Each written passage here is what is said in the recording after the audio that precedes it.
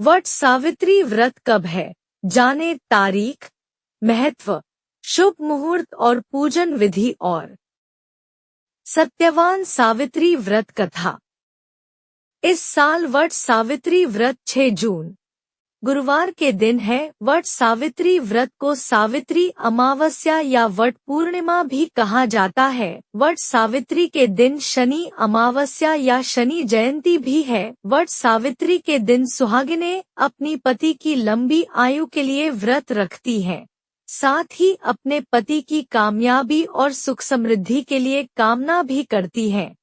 वट सावित्री पर वट सावित्री के वृक्ष के साथ सत्यवान और सावित्री की पूजा भी की जाती है। ऐसे में वट सावित्री का महत्व और भी बढ़ जाता है। आप अगर शनिदेव की विशेष कृपा पाना चाहते हैं तो वट वृक्ष यानी बरगद के पेड़ के साथ पीपल के पेड़ की पूजा भी कर सकते हैं। इससे आपको शनि के नकारात्मक प्रभावों से मुक्ति मिलेगी।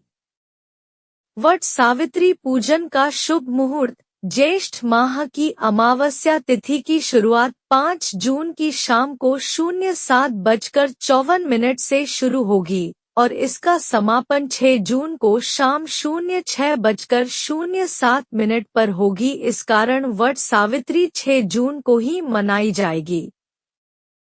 अमृत काल समय 6 जून को सुबह 5:35 से लेकर सुबह 7:16 तक। पूजन का शुभ मुहूर्त 6 जून सुबह 8:56 से लेकर सुबह 10:37 तक। पितरों का तर्पण करने का शुभ समय दोपहर 12:45 से लेकर दोपहर 1:45 तक। वट सावित्री व्रत का महत्व। वट सावित्री का व्रत विवाहित महिलाएं पति की लंबी आयु के लिए रखती हैं। पौराणिक मान्यता है कि इस व्रत को करने से पति की आयु लंबी होने के साथ रोगमुक्त जीवन के साथ सुख समृद्धि की प्राप्ति भी होती है। वट सावित्री के दिन महिलाएं सुबह जल्दी उठकर स्नान करती हैं और अखंड सौभाग्य के लिए व्रत रखकर वट वृक्ष की पूजा करने के साथ व्रत सावित्री की कथा भी सुनती है। वट सावित्री व्रत पूजन विधि। सबसे पहले सुबह उठकर स्नान करके लाल या पीले रंग के वस्त्र धारण करें। इसके बाद अपने पति का चेहरा देखें या अगर आपके पति आपसे दूर रहते हैं तो उनकी तस्वीर देखें। फिर श्रृंगार करके पूजन सामग्री को एक थाल में रखकर पूजा की तैयारी करें। वट वृक्ष के नीचे सावित्री और सत्यवान की मूर्ति को स्थापित करें। इसके बाद वट वृक्ष में जल अर्पित करके फूल, भीगे चने, गुड़ और मिठाई चढ़ाएं।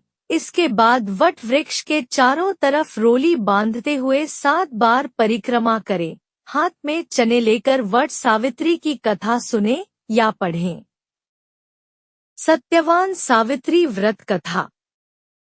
प्राचीन कथा के अनुसार मध्यदेश में अश्वपति नाम के धर्मात्मा राजा का राज था।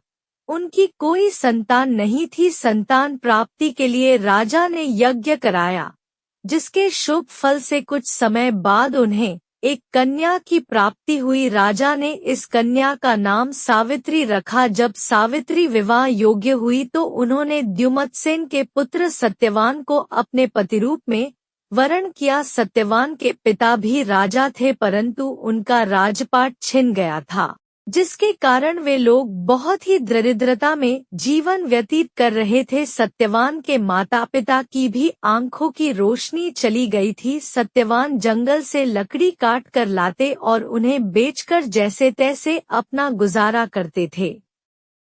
जब सावित्री और सत्यवान के विवाह की बात चलने लगी, तभी एक दिन नारद मुनि वहां पहुंच गए। सावित्री के पिता राजा अश्वपति को बताया कि सत्यवान अल्पायु है और विवाह के 1 वर्ष बाद ही उनकी मृत्यु हो जाएगी। जिसके बाद सावित्री के पिता ने उन्हें समझाने के बहुत प्रयास किए, लेकिन सावित्री ने फैसला नहीं बदला। आखिर में सावित्री और सत्यवान का विवाह हो गया। इसके बाद सावित्री सास ससुर और पति की सेवा में लग गई। समय बीतता गया और वह दिन भी आ गया जिसके बारे में नारद मुनि ने बताया था। उस दिन सावित्री भी सत्यवान के साथ वन को गई। वन में सत्यवान लकड़ी काटने के लिए जैसे ही पेड़ पर चढ़ने लगा कि उसके सिर में असहनीय पीड़ा होने लगी और वह सावित्री की गोद में सिर रखकर लेट गया। कुछ ही समय में उनके समक्ष अनेक दूतों के साथ स्वयं यमराज खड़े हुए थे।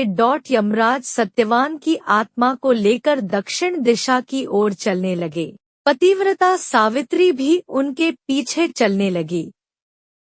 उसे पीछे आता देख यमराज ने कहा कि हे पतिव्रता नारी, पृथ्वी तक ही पत्नी अपने पति का साथ देती है, अब तुम वापस लौट जाओ। उनकी इस बात पर सावित्री ने कहा, जहाँ मेरे पति रहेंगे मुझे उनके साथ रहना है, यही मेरा पत्नी धर्म है। सावित्री के मुंह से यह उत्तर सुनकर यमराज बड़े प्रसन्न हुए। उन्होंने सावित्री को वर मांगने को कहा और बोले, मैं तुम्हें 3 वर देता हूँ, बोलो तुम कौन कौन से 3 वर लोगी।